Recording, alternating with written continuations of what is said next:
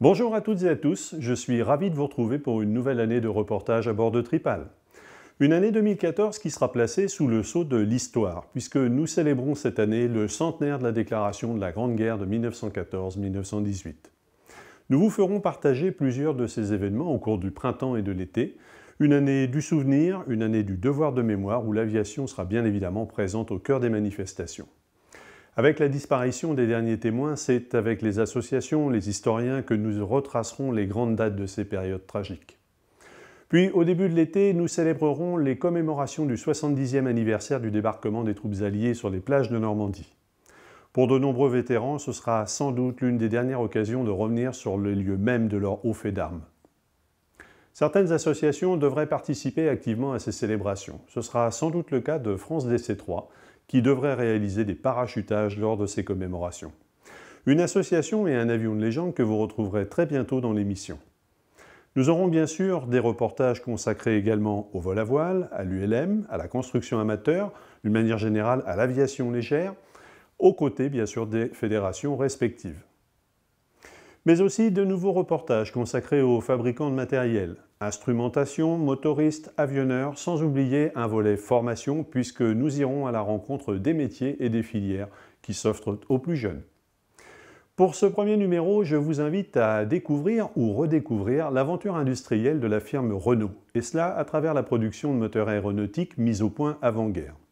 Marc Poutrel, qui dirige l'atelier de l'association Renaissance du Caudron Simoun, nous fait découvrir le moteur Renault 6Q qui équipait les avions de course et de grands raids de caudron au milieu des années 30. Un moteur dont il a patiemment redécouvert toutes les connaissances, les subtilités et tours de main nécessaires à leur remise en état et leur entretien. Après cette évocation technique, Marc nous présentera en détail le fabuleux projet Simoun sur lequel il travaille en parallèle. Le Simoun était lui aussi équipé du 6Q11.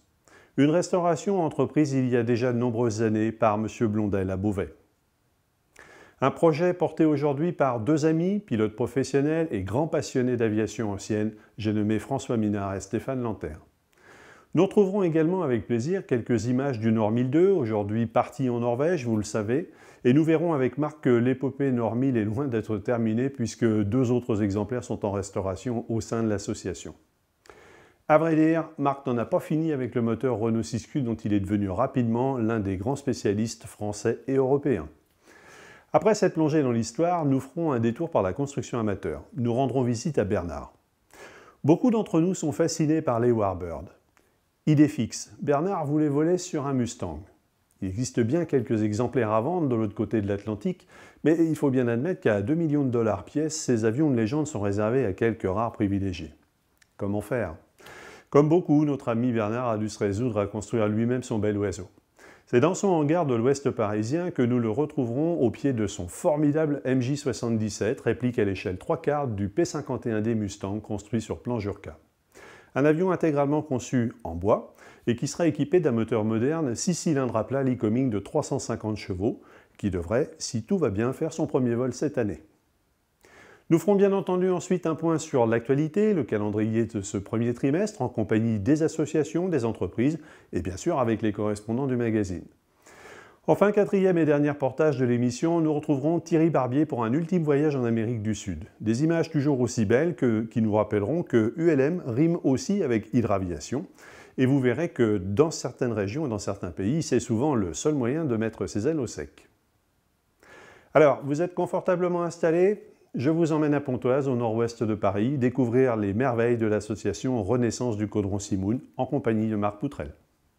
Marc, bonjour. Bonjour. Alors, tu es le responsable technique de l'ensemble de l'association pour la Renaissance du Caudron Simoun, ce magnifique appareil qui est derrière toi. Présente-nous un petit peu l'association. Alors, l'association a été créée en 2010 par Stéphane Lanter et François Minard, qui étaient amis de longue date et qui ont mis en commun leur passion des avions de collection et qui ont racheté en 2003 la collection du docteur Blondel basée à Beauvais, qui comprenait ce fameux Caudron Simoun derrière moi. Pendant quelques années, ils ont volé sur les avions qui étaient en état de vol. Ils cherchaient une solution pour développer et remettre en service le Caudron. Et donc, ça s'est traduit par mon arrivée en 2010 à temps complet. et donc la création de l'association pour la renaissance du caudron Simoun, la création de l'atelier et le début des opérations pour remettre cette machine en vol. Alors, il faut rappeler pour tous nos camarades qui nous regardent que c'est une machine absolument extraordinaire dont il ne reste plus que 2 exemplaires au monde, celui qui se trouve derrière toi et un autre exemplaire, lui aussi complet, qui est au musée de l'Air mais qui hélas ne revolera jamais, ce qui n'est pas le cas de ce bel oiseau ici présent qui lui est destiné à revoler. Tout à fait. C'est l'objectif, c'est de remettre en vol cet appareil qui sera effectivement le seul de ce type. Donc il s'agit très exactement d'un caudron Simoun C635M, parce que c'est une version militaire, et qui a été récupéré fin des années 70 sur le terrain de Safi, qui a été remis en état d'un point de vue structure bois par les établissements Valado dans les années 80. Et le docteur Blondel n'a pas pu terminer sa remise en état. Et donc il a été racheté en 2003 et depuis maintenant 3 ans, nous travaillons à le remettre en vol. L'âme d'un avion, c'est aussi son moteur. Et ça, c'est ce qui aujourd'hui t'occupe à longueur de journée en qualité de responsable technique, c'est retrouver les subtilités et retrouver toute la connaissance autour de son moteur Renault 6Q, dont je vais te laisser le soin de présenter toutes les subtilités. Oui, tout à fait. La première étape a été de remettre en état et de découvrir la remise en état du moteur Renault 6Q, en l'occurrence 6Q11 pour le caudron Simoun. Et ça a été se réapproprier toutes les techniques de révision spécifiques à ce moteur. Et il s'agit donc aujourd'hui d'une grosse partie du travail pour remettre le Simoun en vol. Ce moteur, c'est un moteur qui est issu d'un programme qui date des années 30 déjà, hein, donc on est tout à fait, début des années loin. 30, oui, tout à fait. Donc c'est un moteur développé par Renault dans le cadre de son association avec Caudron pour la motorisation des aéronefs du même nom. Et il s'agit en réalité d'un moteur 6 cylindres en ligne, refroidi par air, destiné à motoriser ces machines qui effectuaient courses et raids. Donc là, il s'agit de la version atmosphérique, parce qu'il existe aussi la version turbo. Et donc nous sommes partis sur ce 6Q11 en particulier, qui était avec le projet du caudron Simoun à son achat. Et donc nous nous sommes lancés dans la révision de ce moteur. Le moteur est une chose vraiment très importante, mais en plus sur cet appareil, il y a une particularité, c'est son hélice, tout à fait. Qui est aussi spécifique, tu me disais. Oui, effectivement c'est une hélice ratier qui a la particularité d'être à commande électrique. Et la particularité de cette hélice, c'est que c'est une 1545 et aujourd'hui très rare à trouver. Puisque on connaît beaucoup d'hélices ratiers sur les Nord Alpha, mais comme le moteur du Nord Alpha tourne dans l'autre sens, eh bien l'hélice est différente et c'est pas le même type. Et donc aujourd'hui, nous recherchons tout type de pièces concernant l'hélice pour pouvoir assurer la maintenance, puisque celle-là est en état de fonctionner, mais pour pouvoir en assurer sa maintenance et pérenniser l'activité de l'avion dans le temps. Alors, appel aux collectionneurs, si vous avez dans vos greniers des pièces de ratier, eh bien voilà, l'association vous ouvrira grand ses portes pour, nous sommes preneurs. Pour pouvoir faire voler cette machine encore de nombreuses années. Oui, tout à fait. Bon, tu vas nous présenter maintenant le moteur en détail et pour ça on va aller à l'atelier. Tout à fait, allons-y. Le moteur, c'est donc le morceau qui réunit l'ensemble de la collection, puisque le 6Q c'était le moteur du caudron Simoun, mais c'était également le moteur du Nord 1000. Donc jusque-là, on se dit ça va être facile, sauf que c'est pas si simple que ça, parce que l'un volait avec un 6Q11, l'autre avec un 6Q10, et tout est différent. Oui, tout est pareil, sauf que tout est différent. Les seules pièces communes sont en gros les cylindres, les pistons et les bielles. Tout le reste est différent. Les pièces de fonderie sont différentes, les couvercles, le moteur sont différents, les culasses sont différentes. Et donc c'est pour cela qu'il nous faut un gros stock de pièces pour pouvoir remettre en état ces chers moteurs pour faire voler nos beaux avions. Et nous sommes donc toujours à la recherche de pièces détachées pour pouvoir provisionner un nouveau moteur pour les deux machines en 6Q10 et en 6Q11. Qui avait la particularité l'un par rapport à l'autre de tourner en sens inverse. Hein. Tout à fait, oui. C'était un sens de rotation positif pour le 6Q11 et négatif pour le 6Q10, qui faisait que les deux moteurs ne pouvaient pas être interchangeables. Ils sont donc symétriques sur l'axe du Villebrequin, mais nous pensons que les ingénieurs de chez Renault ont dû retourner les calques pour avoir les pièces et ainsi créer un moteur symétrique par rapport à l'autre. Alors ça veut dire, par exemple, pour les pièces de fonderie, deux pièces totalement différentes également? Tout à fait, c'est deux carters différents. Et comme on pourra le voir sur les carters ici présents, on voit bien un 6Q11 ici et le 6Q10 de l'autre côté. Et on voit bien la forme de la table arrière qui est symétrique et qui est donc différente pour les deux moteurs.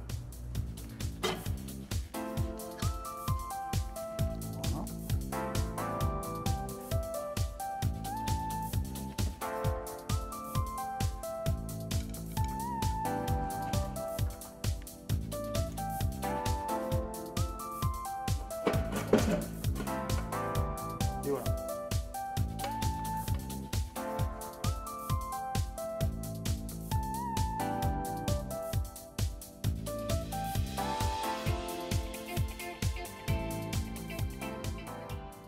Quand vous rouvrez un moteur pour entamer sa restauration, c'est des moteurs évidemment qui sont dans leur jus. Quelle est la procédure que tu as mise en place? Alors la procédure, c'est on prend en compte le moteur et on effectue le démontage du couvercle supérieur, donc table arrière, couvercle supérieur, de façon à accéder aux vilebrequins, aux paliers, qui sont les pièces essentielles à vérifier. Dans un premier temps, pour savoir si le moteur continuera à tourner ou si il faut porter notre choix sur un autre moteur. Et donc, quand nous avons des moteurs qui ont tourné de nombreuses années à l'huile minérale, voilà l'état du moteur à l'intérieur. Voilà le résultat. Donc la plus grosse partie du temps de remise en état d'un moteur, c'est essentiellement le nettoyage. Démontage complet, nettoyage. Donc nettoyage, démontage et bien sûr vérification de toutes les tolérances sur des pièces d'usure telles que les paliers ou les choses comme ça. On commence toujours par évidemment nettoyer pour contrôler des pièces évidemment propres. Donc juste pour donner un ordre d'idée, voilà la pièce telle que démontée qui vient de ce moteur-là qui a été nettoyé. Et donc là, c'est combien d'heures de travail? On peut compter sur un démontage-nettoyage environ 200 heures, un nettoyage complet du moteur, c'est-à-dire carter, vilebrequin, culasse, et démontage complet pour un contrôle complet du moteur en métrologie et pour le vilebrequin en contrôle non destructif. Alors Marc, maintenant, tu as un vilebrequin ici qui est complètement remonté. Quelles sont les étapes là pour une pièce comme ceci? Une fois que le vilebrequin a été sorti du carter, on le nettoie bien évidemment et on effectue obligatoirement, c'est la règle que nous nous sommes imposés, un contrôle non destructif. C'est-à-dire que nous faisons contrôler le vilebrequin de façon à être sûr qu'à aucun moment on ait une crique ou une rupture de vilebrequin. Et un risque pour le moteur. Et un risque pour le moteur et pour les pilotes. Donc tous les vilos sont démontés, nettoyés. Tous les bouchons de tourillon et de maneton sont enlevés. Les intérieurs sont nettoyés. Et tout est remonté avec un joint papier et le remplaçant de l'hermétique pour les gens qui connaissent, qui est une pâte à joint. De façon à permettre la lubrification des bielles et des paliers de vilebrequin. Donc celui-là est un vilebrequin de 6Q11, donc un moteur de Simoun, et qui est en cours de remontage. Donc là, l'ensemble des bielles ont été ajustées et on peut dire réglées, de façon à obtenir le jeu correct pour le fonctionnement du moteur. Donc la prochaine étape maintenant, c'est d'ajuster les paliers du vilebrequin dans le carter. Qui se trouve à notre droite. Qui se trouve... qui lui est prêt à être mis en peinture dans la couleur verte d'origine des moteurs Renault. Et donc là, c'est l'étape du remontage qui prend le plus de temps puisqu'il s'agit d'ajuster toute la ligne d'arbre puisque le moteur Renault 6Q a 7 paliers de vilebrequin. Et donc chaque palier est ajusté un par un, en commençant par le palier central, les 2 paliers d'extrémité. Et chaque fois qu'on rajoute un palier, qu'on fait tourner le vilebrequin pour regarder les endroits où le vilebrequin touche le palier, on démonte tous les paliers précédents. Donc ce qui veut dire que quand on ajuste le dernier palier, on démonte les 6 premiers. Donc ça prend énormément de temps. C'est des opérations très minutieuses puisqu'à chaque fois on est obligé de remettre en place les paliers qui sont des paliers régulés, donc assez fragiles, resserrés au couple pour vérifier à chaque fois le bon fonctionnement du vilebrequin à l'intérieur des paliers.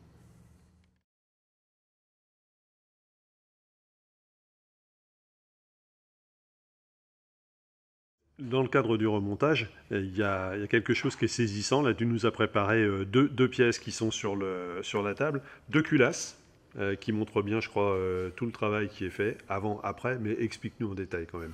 Bon, ça c'est une culasse, c'est du matériel qu'aujourd'hui on utilise, donc qu'on peut appeler dans son jus, qui a été déposé d'un moteur, en l'occurrence du moteur blanc, et qui n'a pas été encore préparé, nettoyé et contrôlé.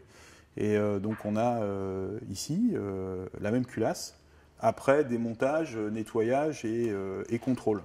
Donc celle-ci est prête à remonter. Donc voilà.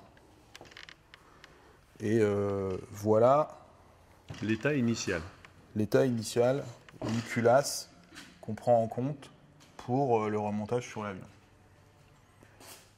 Donc là, les 200 heures de travail sont pleinement justifiées. On voit bien tout le boulot quand même qu'il y a à faire sur les parties. Oui, tout à fait. Sachant qu'à chaque fois, considérant le moteur, c'est 6 culasses.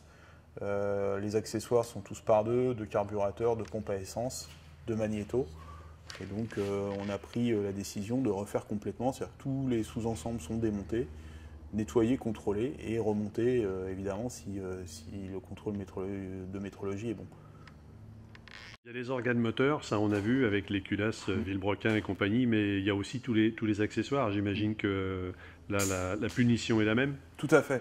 Alors là c'est un petit peu le nerf de la guerre du moteur puisque c'est l'ensemble pompe à huile et entraînement pompe à carburant mécanique.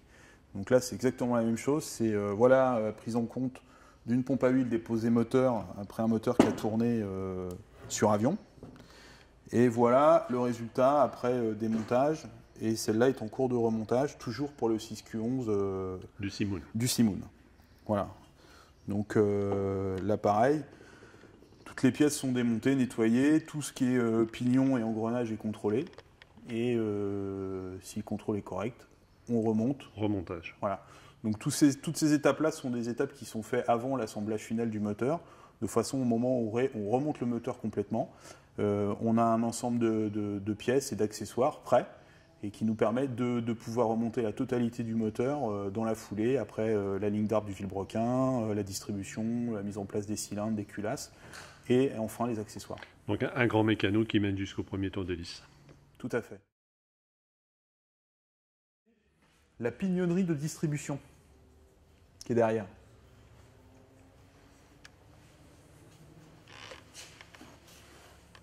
Voilà, ces 2 pièces-là. Alors il y en a d'autres, puisqu'il y a les pignons. Voilà. C'est d'arriver à mettre en place et de caler toute la distribution à l'arrière. Avec le vilebrequin et l'arbre à cam qui est en place.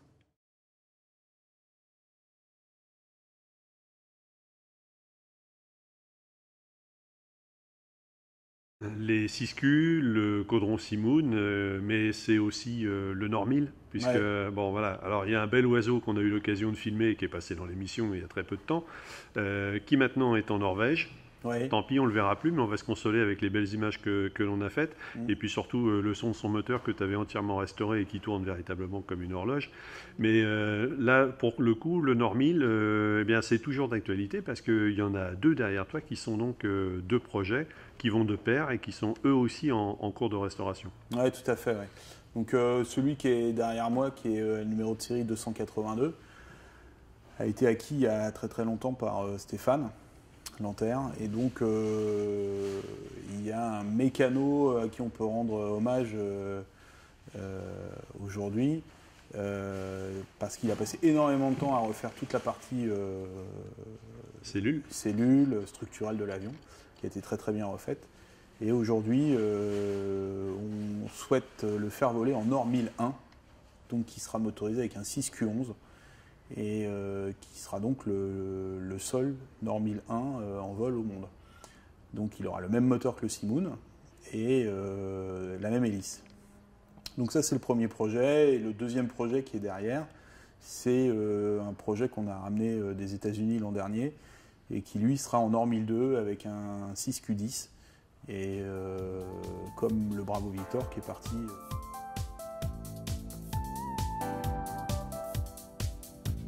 Deux appareils qui devraient reprendre l'air d'ici 12 à 18 mois.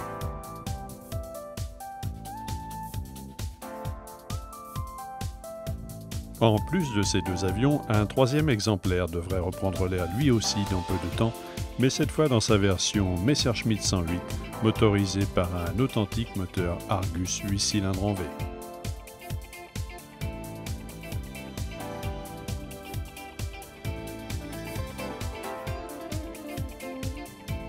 Après avoir été, durant des années, un modèle d'avion en voie de disparition, la famille Messerschmitt Nord devrait réapparaître en force dans le circuit des avions de collection.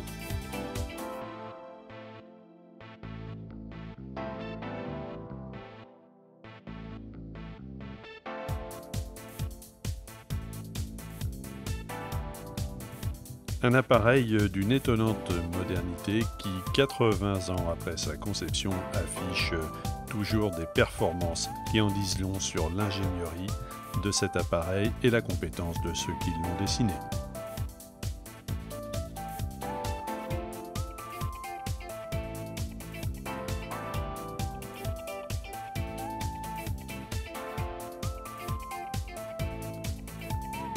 Nous quittons à présent les Normil pour rejoindre Marc qui nous parle à nouveau du Caudron Simoun.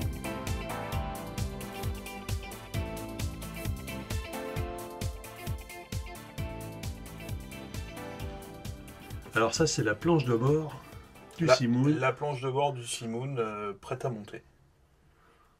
Ah, fabuleux. Et quand on pense que dans les années 30, tous ces messieurs volaient à bord de cet avion, faisaient du vol de nuit.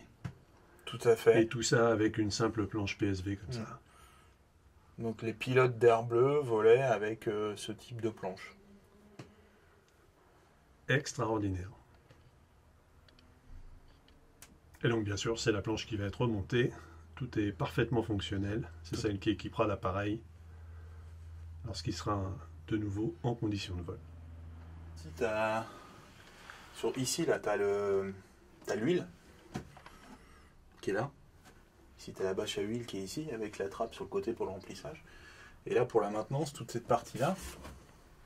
Donc ça fera partie des choses qui vont faciliter le montage. C'est que toute la partie pare-brise, glace latérale, tout ça, c'est d'un seul tenant. Et tout est démontable. Et tu l'enlèves. Et donc, tu as on a accès complet absolument à dessus, toute la planche. Donc, par contre, ça c'est le point positif par rapport au Normil sur la partie tableau de bord et installation circuit, c'est que c'est beaucoup plus accessible que sur le Nord. Ouais. Le Nord, c'est quand même. Tout est encapsulé. Il faut... C'est quand même.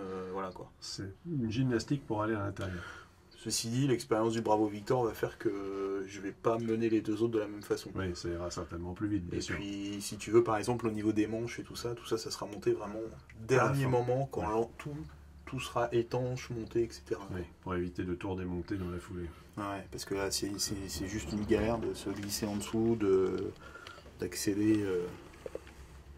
Donc là, tu as le manche, là, si tu veux, il est avec la profondeur. Tu vois. Voilà. Donc là, je vois un peu parce que j'ai jamais joué avec. Ici, on a le. Alors ça, c'est le réglage de de l'incidence du plan fixe. L'incidence du plan fixe. Voilà, on appelle maintenant un PHR, plan horizontal réglable, qui sert de trim. Alors ça, c'était très en vogue dans les années 30, puis ensuite ça a disparu. C'est revenu à la fin des années 40 avec le Piper G3 qui était monté avec un réglage d'incidence comme ça. Avec un système de vis stable commandé par câble. Ouais. Voilà. Et donc ici on a la commande de volet, manuel, toujours pareil, avec une manivelle et un système de vis à billes. Et ici on voit l'index avec... vis sans fin, avec l'indexation de la sortie ou de la rentrée. Tout à fait. Et voilà. Ici il y a les commandes. Ça, ce sont les commandes moteurs. Les palonniers. Et ici, on a l'emplacement de la pompe pour le système de freinage.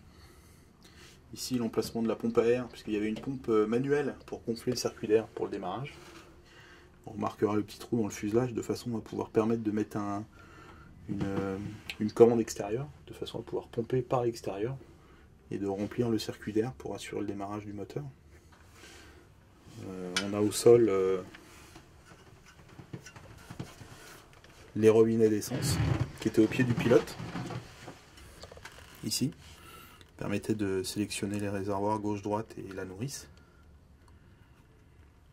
Toute l'installation carburant est fixée sous le plancher de la cabine. Ouais. Et alors là, on voit bien le décalage des deux sièges, pilote-copilote.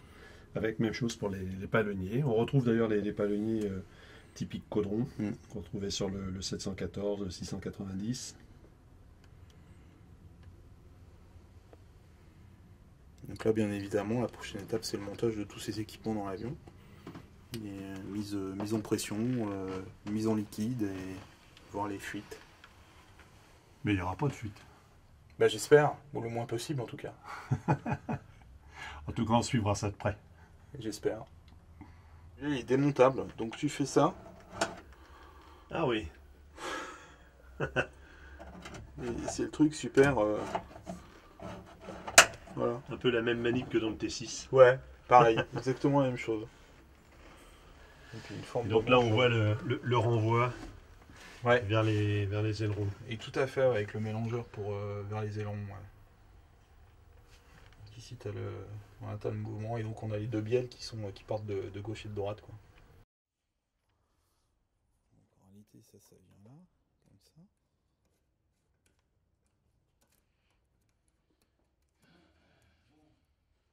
Celui-là, il vient là. Ça, c'est tout ce qui va vers l'avant. Voilà. Tout ça. Donc ça, c'est tout le circuit qui se trouve sous le plancher. Hein. Alors, tout ça, c'est le circuit qui se trouve sous le plancher. Avec les 3 robinets d'arrêt qu'on a vus tout à l'heure. Alors, ici, on a les commandes des 3 robinets qu'on a vus sous le plancher, qui sont ici. Ici, on a 2 filtres, d'accord.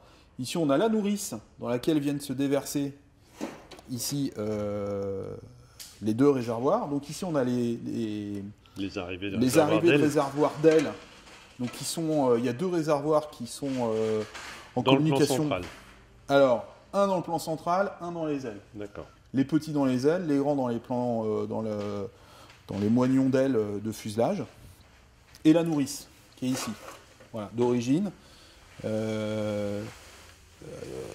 là, on a une nourrice 31 litres ici, plus les réservoirs, et donc ici, on a à cet endroit-là les 2 commandes qui vont vers l'avant, vers le moteur. Ici, les tuyaux qui partent vers le moteur, et donc effectivement les 2 filtres d'origine, hein, et le système de commande de sélection des réservoirs. Prochaine étape de montage sur le Caudron Simone. Ouais, durant l'hiver. Eh ben, on suivra ça de près. Merci Marc. À bientôt, au revoir. À bientôt. Merci Marc pour avoir partagé tes connaissances. Nous avons tous hâte d'entendre le son du Renault 6Q11 vu à l'atelier tourner sur le Simoun. Un grand merci également à François et Stéphane de nous avoir autorisés à filmer leurs merveilles. Quittons à présent le nord de la région parisienne pour descendre un petit peu plus à l'ouest, où nous retrouvons Bernard et son magnifique MJ77.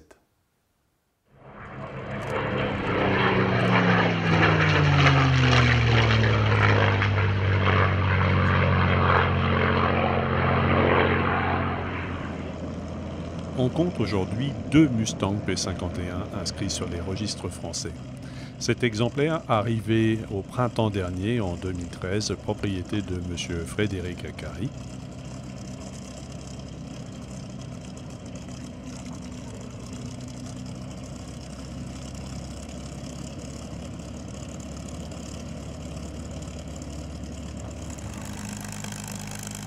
Et le second, appartenant à la SDPA, la Société de développement et de promotion de l'aviation, que nous retrouvons bien évidemment chaque année au meeting de la Ferté-Alais.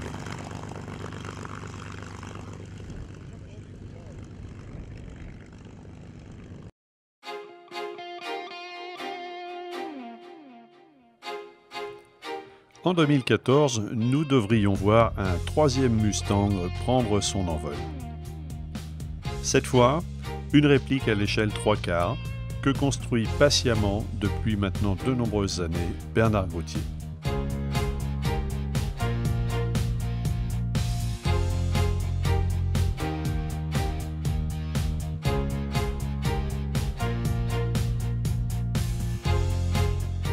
Conçu intégralement en bois par Marcel Jurka dans les années 70, le MJ77 a été très peu construit en France.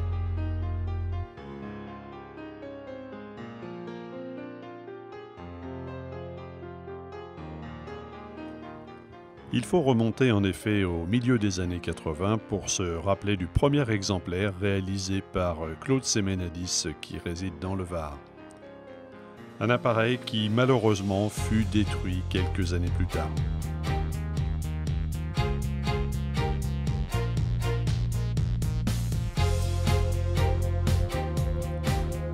C'est également le sort peu enviable qu'a connu un second exemplaire qui en 2013 s'est posé sur une autoroute en catastrophe après avoir connu une panne moteur. Les dégâts causés à l'occasion de cet atterrissage de fortune ont irrémédiablement brisé la machine qui ne peut être restaurée.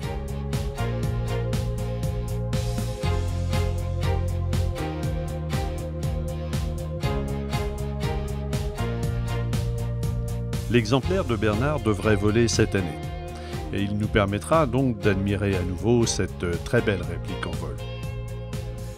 Marcel Jurka avait poussé loin ses plans.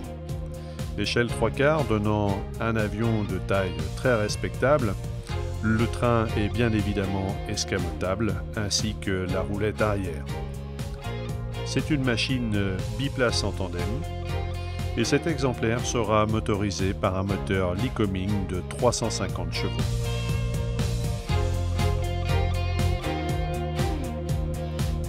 Comme on peut l'admirer sur ces images, Bernard a fait un travail considérable de menuiserie mais également d'équipement, et son avion aura véritablement fort belle allure.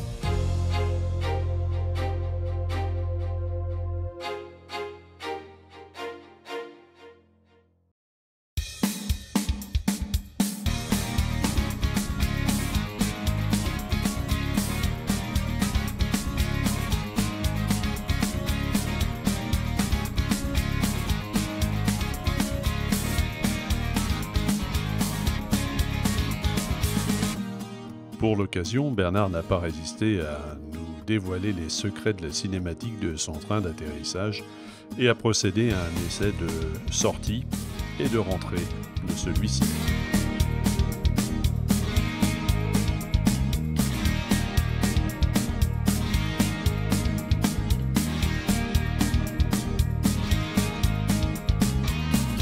La remontée du train à la pompe manuelle est un petit peu sportive. N'est-ce pas Bernard ?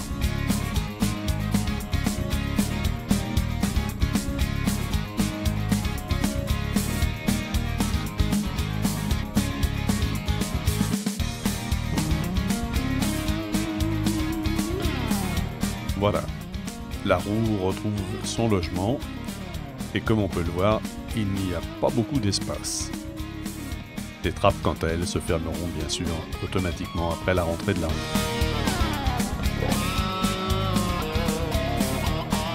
L'habitacle de la machine sera quant à lui très proche de l'original, Bernard ayant retrouvé notamment des palonniers, comme vous pouvez le voir, d'origine T6, qui étaient parfaitement semblables à ceux du North American Mustang. Ici à l'image, la place passager avec l'emplacement du réservoir auxiliaire. Les commandes sont, elles, réalisées dans des proportions identiques à l'original. Le manche provenant lui aussi d'un T6. Et la planche de bord ressemblera comme deux gouttes d'eau à ce que l'on peut trouver sur les avions originaux.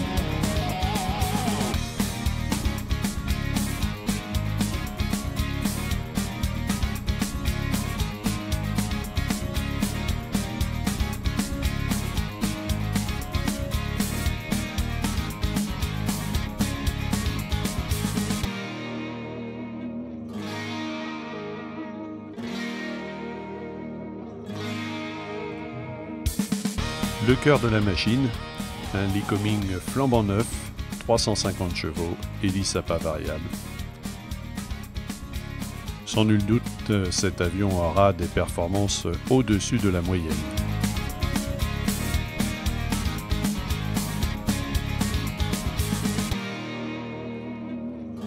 Rendez-vous est pris avec Bernard dans quelques mois pour voir les premiers sauts de puce et le premier envol de cette fabuleuse réplique.